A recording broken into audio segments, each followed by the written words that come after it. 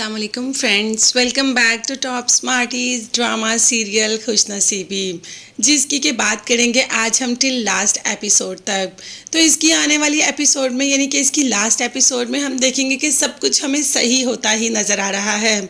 यहाँ पर नरमीन ने भी अपनी मोहब्बत का खुलकर इजहार आज पहली बार हुमायूं से कर दिया और कह दिया कि अगर तुम किसी और के हुए तो तुम्हें भी नहीं छोड़ूंगी और उसको भी नहीं, तुम सिर्फ मेरे हो और मेरे ही रहोगे। हुमायूं के लिए तो यही अल्फाज पूरी ज़िंदगी गुजारने के लिए काफ़ी थे।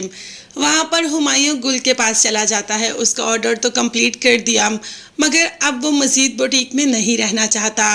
अब वो चाबी हैंड ओवर करके वहाँ से जाना चाहता है, जिस पर गुल ने कहा कि तुम चाबी लुटा रहे हो, ये बुटीक छोड़कर जा रहे हो, इसे मैं तुम्हारी खुदगर्जी समझूं या इसे मैं तुम्हारी खुददारी समझूं? भाई समझनी तो खुददारी चाहिए क्योंकि खुदगर्जी वाली बात तो इसमें कोई है ही नहीं। गुल बहुत शर्मिंदा है और परेशान भी है। शर्मिंदा इस वजह से कि उसने हुमायूं के साथ बहुत बुरा किया और परेशान इस वजह से कि अब वो हुमायूं के बगैर क्या करेगी। खैर काम तो पहले भी उसका चल रहा था मगर एक बाउंडिंग भी तो इंसान की हो जाती है। बाउंडिंग तो यहाँ पर ईमान और तलहा की भी बहुत थी और आज तलहा ने ईमान को फ़ोन करके फाइनली माफ़ी मांग ली। ईमान भी तो तलहा के बगैर नहीं रह सकती। यहाँ पर तलहा ने कहा कि मैं वाकई ही बहुत शर्मिंदा हूँ, मैं आइंदा ऐसी कोई भी हरकत नहीं करूँगा जिससे तुम कभी भी परेशान हो। खैर इसके बाद थोड़ी देर बाद बेल होती है, ईमान दरवाज़ा खोलती है तो सामने तलहा खड़ा होता है और ईमान की खुशी की तो कोई इंतहा नहीं होती क्योंकि तलहा उसकी मोहब्बत है और उसका शौहर भी। जाना तो उसे उसी घर है लेकिन वो तलहा के इन जुल्म और ज़्यादती के साथ उस घर में नहीं जाना चाहती। अब तो सिराज साहब ने भी तलहा की अच्छी खासी क्लास ले ली। देखने में तुम कितने ब्रॉड माइंडेड लगते हो लेकिन हो तुम बहुत ही नैरो माइंड। तुमने मेरी बेटी को कमरे में बंद कर दिया। कोई मर्द अपनी बीवी को कमरे में बंद करता है क्या? तुमने बहुत बुरी हरकत की और मैं अपनी बेटी को तुम्हारे साथ नहीं भेजूंगा।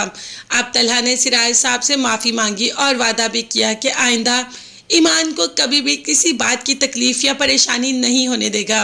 सिराज साहब को और क्या चाहिए? जब बेटी अपने घर में खुश हो बसती हो तो किसी माँ बाप को और क्या चाहिए होता है?